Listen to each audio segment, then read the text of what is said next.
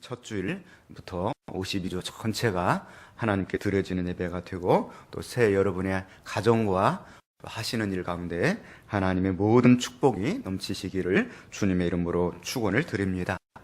인간의 삶을 가리켜서 생명이다 그렇게 말을 해요. 생명. 하나님이 우리에게 생명을 주시지 않으시면 우리가 이 세상을 살아갈 수가 없습니다.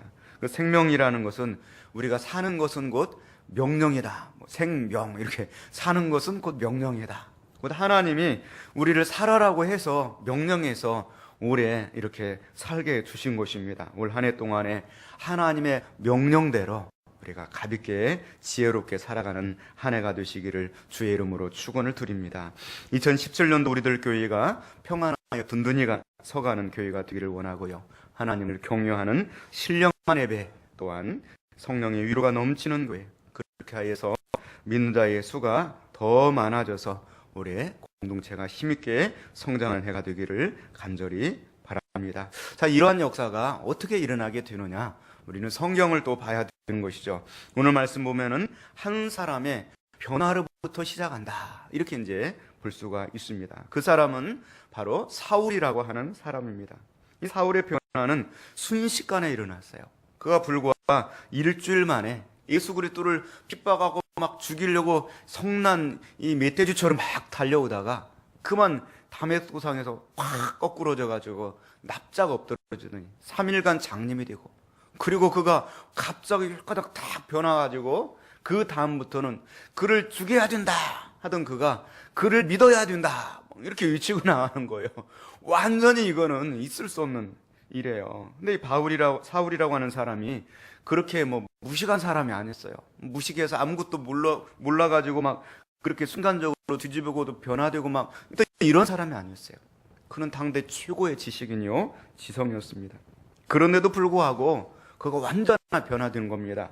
오늘 본문의 말씀 20절 말씀 같이 봅니다. 즉시로 각 효당에서 예수가 하나님의 아들이심을 전파하니 그렇게 지성인이고 도저히 그는 에스노센트럴리즘 그래서 완전 자민족 중심주의 유대인들 위에는 하나님의 백성이 아니다. 하나님의 법도 없다. 이런 자민족 중심주의 민족주의자 그런 사람 완전 우익했어요. 근데 이 사람이 정말 즉시로 이렇게 변화되어서 복음을 증가할 수 있었다는 것은 우리들은 얼마든지 더 쉽게 변화될 수 있다. 이렇게 소망을 주는 것이죠. 즉시로 at once 바로 사울은 즉시로 복음을 전파하기 시작합니다. 자, 사울이 전한 그 복음의 내용이 뭡니까? 20절 하반 말씀 보니까 예수가 누구다? 하나님의 아들이시다. 이렇게 증거한 거예요. Jesus is the Son of God. 그래서 예수는 바로 하나님의 아들이다. 즉시로 그가 예수님을 죽여야 된다. 이렇게 외치던 사람이 예수님은 즉시에 하나님의 아들이다. 이렇게 외쳤어요. 그는 이 성령 충만 받고 이성적으로 생각하면 내가 불과 일주일 전까지만 해도 예수님을 죽여야 된다고 막 외쳤는데 어떻게 내가 예수님을 믿어야 된다고 예수님이 하나님의 아들이라고 외칠 수가 있겠는가? 나 부끄러워서 못해. 이성적으로 생각하면 절대로 못할 일이에요. 그런데 그는 즉시로 했습니다. 어쩌면 그렇게 하다 보면은 야 너는 도대체 이 사람이 뭐냐? 또 너 이 정체가 뭐냐? 또 이렇게 그가 위협을 당할 수도 있고 여러 가지 이 욕을 먹을 수가 있어요. 그런데도 불구하고 그 가슴 속에 끌어넘치는 그 확신을 주체할 수가 없었어요. 성경에 보니까 성령 받은 사람들은 다 이렇게 살았어요. 베드로도 무서워서 문이란 문들은 다 닫고 숨어 있었던 사람이었어요. 그런데 그가 성령 받고 나니까 사도행전 4장 20절 말씀에 우리는 보고 들은 것을 말하지 아니할 수 없다. 막 성령 받으니까 그냥 그 문을 다 박차고 나와서 우리는 말하지 아니할 수 없다. 그러면서 너희가 못 박아 죽인 이 예수를 하나님이 살리셨느니라. 막 그렇게 외치는 거예요. 예레미야 20장 말씀 보니까 내가 다시는 여호와를 선포하지 아니하며 그의 이름으로 말하지 아니하리라 하면 나의 마음이 불붙는 것 같아서 골수에 사무치니 답답하여 견딜 수 없나이다. 우리 마음에 불이 붙어야 돼요. 할렐루야. 그래야 올해 우리가 복을 받고 또 교회가 평안하고 가정도 평안하게 되는 것이죠. 그는 즉시로 다니면서 하나님의 아들이심을 선포했어요. 성경에 이렇게 말씀 보면은 이 우리가 하나님의 아들이라는 표현이 많이 나올 것 같은데 별로 나오지 않아요. 주는 그리스도의 살아계신 하나님의 아들입니다. 베드로의 고백에서 나오고 사도행전에서는 오직 본문 말씀에서만 나와요. 하나님의 아들이시다. 굉장히 많은 사람들이 복음을 전했는데 왜 하나님의 아들이란 이 용어를 인색하게 사용했는지 모르겠어요. 유일하게 더 없을까 찾아보니까 사도행전 8장 37절 말씀에 본문에는 없는 내용인데 일부 사본에 있는 내용이 아래 조그맣게 달려 있어요. 여러분 기억하실런지 모르겠는데 에디오피아 내시가 이제 빌립 집사로 인해서 전도받고 그리고 이제 세례를 받는 장면에서 세례문답을 해요. 빌립이 네가 마음을 온전히 하여 믿음은 가하니라. 그때 이 에디오피아 내시가 내가 예수 그리스도께서 하나님의 아들이신 줄 믿노라. 그 조그마한 각주에서 한 번 나오고 그리고 이 사도행전에서는 여기 이 사울이 즉시로 전한 내용이 바로 하나님의 아들이었다. 이렇게 등장하고 있는 것입니다. 그런데 그 나중에 이 복음서신서 이 사도 바울이 기록한 말씀들을 추적을 해보면 바울은 이때로부터 해서 줄기차게 예수 그리스도가 하나님의 아들이라는 걸 증거했습니다. 로마서 1장 2절 말씀 보면은 이 복음은 하나님이 선지자를 통하여 그의 아들에 관하여 이렇게 말씀하고 있고요. 또 로마서 1장 2절 말씀에도 그의 아들에 관하여 말하면 육신으로는 다윗의 혈통에서 나셨고 또 4절 말씀 보면은 성결의 영혼오는 죽은 자들 가운데서 부활하사 능력으로 하나님 아들로 선포되셨으니 곧 우리 주 그리스도 예수시니라. 이렇게 로마서 1장이 기록하고 있어요. 또 고린도서 갈라디아서도 계속해서 그는 줄기차게 예수는 하나님의 아들이시다 증거했어요. 고린도서 1장 19절 말씀에도 보면은 너희 가운데 전파된 하나님의 아들 예수 그리스도는 에라 하고 아니라 함이 되지 않는다. 또한 갈라디아서 1장 16절에도 그의 아들을 이방에 전하기 위하여 그를 내 속에 나타나기를 기뻐하셨다. 구구절절이 그 마음속에 누가 가득 차 있었어요? 예수는 하나님의 아들이시다.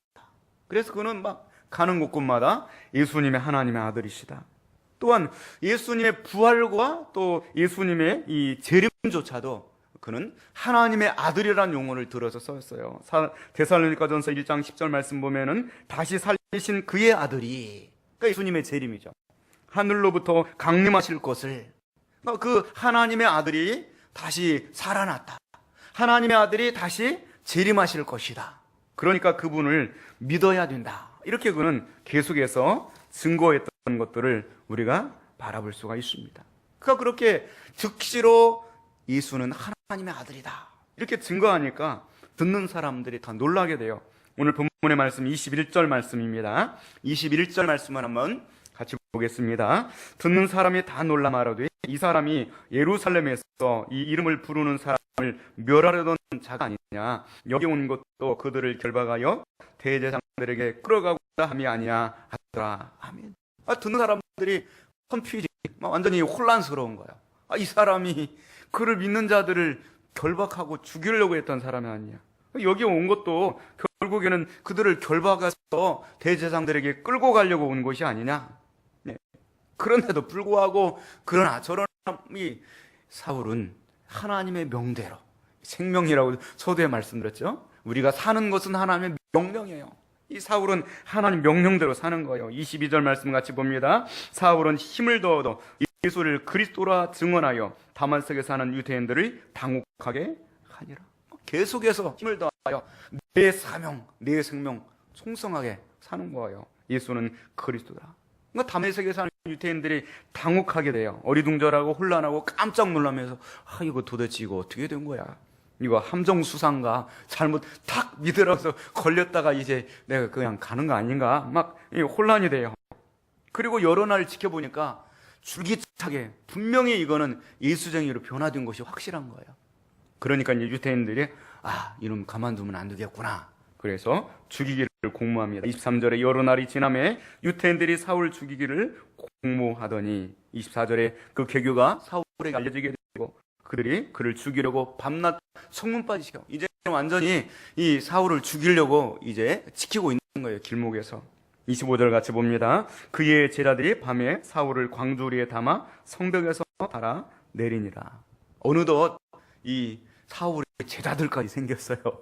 불과 짧은 사이 이 성령님이 역사하면 우리가 생명 다하여서 주님을 위해 살게 되고, 그러다 보면 우리 영향력을 받는 제자들이 나오게 되고, 그러다 보면 또 반대급부도 나옵니다.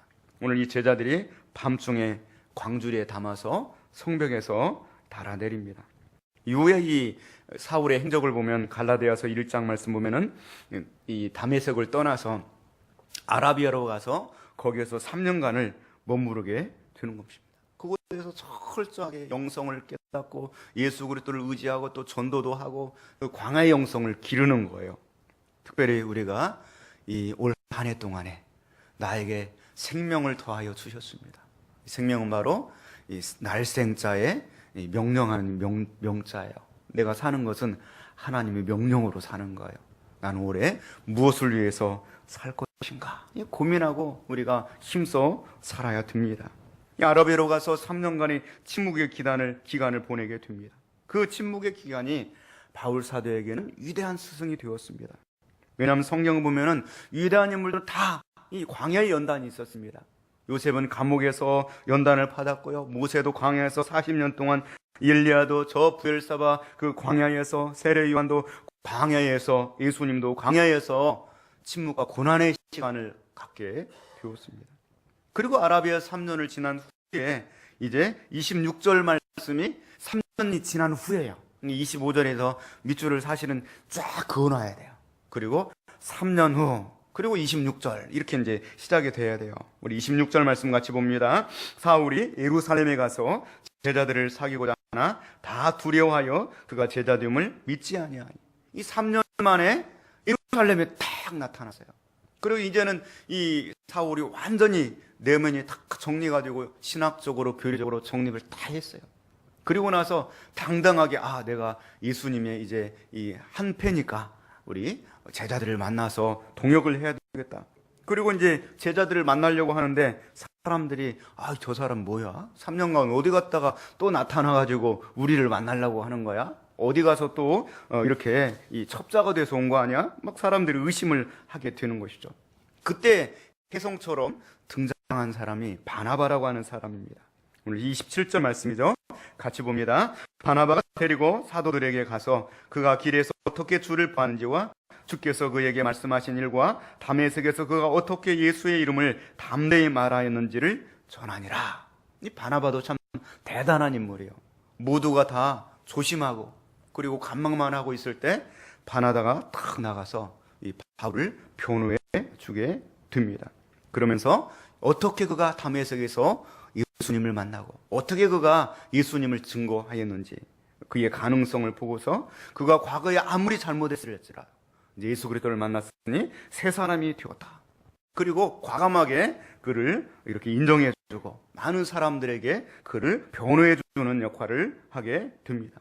그 결과 28절 말씀에 사울이 제자들과 함께 예루살렘에 출입을 하게 되고요. 그리고 담대하게 예수 그리스도를 증거합니다. 29절 말씀 같이 봅니다. 또 주 예수의 이름으로 담대히 말하고 헬라파 유대인들과 함께 말하며 변론하니 그 사람들이 죽이려고 힘쓰거늘. 담대하게 증거하는데 거기서 이번에는 헬라파 유대인들이 이 예수님을 또 죽이려고 합니다. 이 헬라파 유대인들은 누구냐면 이전에 바울 사도와 함께 했던 사람들이에요. 그리고 이전에 바울 사도와 함께 스데반을 죽이는데 앞장서고 교회를 잔해하는데 앞장섰던 사람들인데 3년 만에 이 사울이 탁 변화돼서 오니까 이들을 또 이 가만히 있지 않죠. 너는 배신자다. 그러면서 이 사울을 죽이려고 하죠. 다시 이번에 또 형제들의 도움을 받아서 가이사랴로 내려가고 다소로 또 내려가게 되는 것이죠. 그런데 다소에 가서 나중에 또 무려 10년간을 그쪽에서 있게 돼요. 그러다가 나중에 이제 바나바에 의해서 다시 픽업이 돼가지고 사역을 하게 되는 것이죠.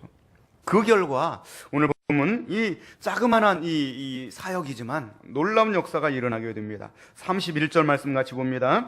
그리하여 온 유대와 갈릴리와 사마리아 교회가 평안하여 든든히 서가고 주를 경외함과 성령의 위로로 진행하여 수가 더 많아지니라. 이 평안하여 든든히 서가는 교회, 그 앞에 31절에 그리하여라는 단어를 우리는 주목해 봐야 해요. 그리하여가 뭡니까? 앞에 있는 내용들이에요. 한 사람의 아주 강력한 변화, 그리고 그 사람을 믿어주고 신뢰했던 바나바라고 하는 인물, 그들이 서로 동역을 하게 될 때 그리하여서 온 유다와 갈릴리와 사마리아 교회가 평안하게 든든히 서가고, 오늘 이 사도행전 1장 8절에 예수님이 주신 이 지상 명령의 성취가 오늘 본문에서야 나타나게 되는 거예요. 그 이전에는 예루살렘을 중심해가지고 절대로 사마리아로 땅끝까지 복음을 전하는 이 사명을 잘 감당하지 못했어요. 그러나 오늘 이 본문의 말씀에 그리하여 사울이 변화되고 바나바가 그를 신뢰해주고, 그럴 때 장벽을 넘어서요. 사마리아의 장벽을 뚫고 예루살렘의 장벽을 뚫고 복음을 아무것으로도 막을 수 없는 강력한 역사가 세계를 향하여서 달려나가게 되는 것입니다. 성도 여러분, 우리들은 이제 10년간의 과정을 거쳐서 2017년도 그리하여 평안하게 든든히 서가는 교회라는 표를 만나게 되었어요. 지금까지 모든 과정들이 있었기 때문에 올해 우리가 이게 되는 것입니다. 올해 우리들 교회에 정말 평안하여 든든히 서가는 그러한 진정한 모습이 나타나기를 주님의 이름으로 축원을 드립니다. 교회의 본질적인 특징들이 몇 가지 나와요. 첫 번째는 평안하다는 내용이 나옵니다. 평안은 교회의 본질적인 특징입니다. 교회가 자꾸 싸우고 그러면 절대로 이 교회의 사명을 다할 수 없어요. 올해 우리의 생명을 다하여서 우리가 지켜나가야 될 하나님 명령은 너희에게 평안이 있을지어다, 평안할지어다, 평안을 너희에게 끼쳐놓으니, 올해 우리들 교회가 평안해야 돼요. 교회가 평안할 때 가정도 평안하고 직장도 평안하게 될 줄로 믿습니다. 주님은 평화의 왕으로 이 땅에 오셨어요. 평화의 왕이 되신 주님을 모시는 성도들은 그 명령을 받들어서 올 한 해 동안에 평안해야 돼요. 내가 아무리 어렵고 힘들어도, 내가 죽어도 웃으면서 죽어야 돼. 평안해서 웃으면서 죽을 수 있는 그렇다고 해서 죽으라는 얘기가 아니고, 올 한 해 평안한 해가 될 수 있기를 원합니다. 아예 암흑해 때문에 평안이 깨져요. 그런 소리 하지 마시고, 암흑해가 우리들 교회 와서 평안하게 녹아져야 돼요. 할렐루야. 그게 교회인 거예요. 평안하게 녹아져요. 성령 받은 사람들이 모인 곳에 녹아지는 평안이 있을지어다. 올 한 해 그렇게 되기를 원합니다. 두 번째로는 든든히 서가는 교회가 돼요. 사실 이 평안한다는 단어와 든든히 서가다는 이 단어가 어울릴 것 같지만 사실은 어울리지 않는 단어예요. 사람이 평안해지면 느슨해져요. 그래가지고 자꾸 신앙생활을 게으르게 되고, 그리고 기도 생활도 안 하게 되고, 그러면 든든히 서갈 수가 없어요. 그런데 평안하면서 든든히 서간다는 거는, 이건 최고의 축복입니다. 올 한 해 동안에 좀 평안하면서도 느슨해지지 않고, 그러면서도 내가 더 열심히 믿는 그런 해가 될 수 있기를 주님의 이름으로 축원을 드립니다. 오늘 초대교회가 그렇다니까요. 그 형편이 좋아서가 아니라 날마다 박해를 당하고 어렵고 힘들지만은 그 마음속에 평안이 있었고, 그러면서도 긴장감을 늦추지 않고 든든히 서가는 그러한 교회가 되어졌던 거예요.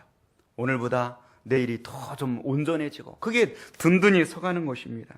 숫자가 많든 적든 간에 그것이 중요한 것이 아니라, 그 속에 있는 사람들이 조금씩 든든히 서가는 것이 중요한 것입니다.